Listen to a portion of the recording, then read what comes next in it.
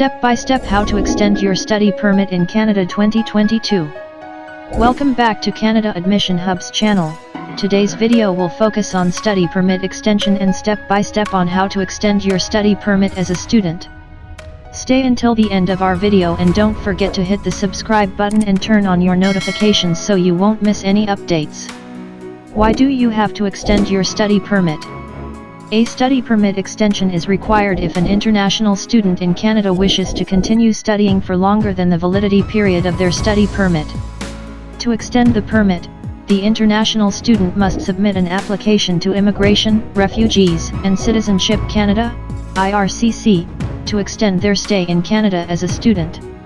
Where do you submit your study permit extension application? This application must be submitted electronically unless otherwise specified.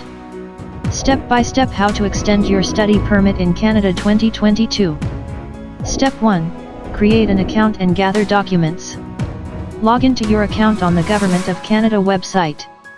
If you do not have an account, then you can create one through your bank account details through the Government of Canada key, GC key. You will receive a personalized document checklist when you apply online. Use the document checklist IMM 5555 to assist you in gathering the supporting documents to submit with your application. The document checklist can be found in the description below this video. If you do not submit a complete application, your application could be rejected and this will delay the processing of your application. Step 2. Complete the application. Start your application for the extension of your study permit. Step 3. Submit the necessary forms. IMM 5709 application to change conditions, extend my stay or remain in Canada as a student. IMM 5409 statutory declaration of common law union if you have a common law partner that you would like to remain with you in Canada. IMM 5646 custodian declaration if you have a child studying in Canada under the custody of another person. IMM 5476 use of a representative if you are using a representative of you for the application purposes. In the application form, you will be required to write the document number on the study permit. This is also called a Unique Client Identifier, UCI, which you will find on your study permit or on any letter that has been sent to you by the Canadian government. Step 4. Extra documents if needed. You will also have to attach supporting documents like the ones required on the initial Canada study permit application. What do you need to pay attention to?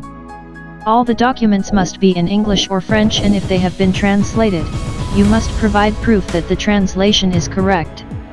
How long is the processing time for a study permit extension application?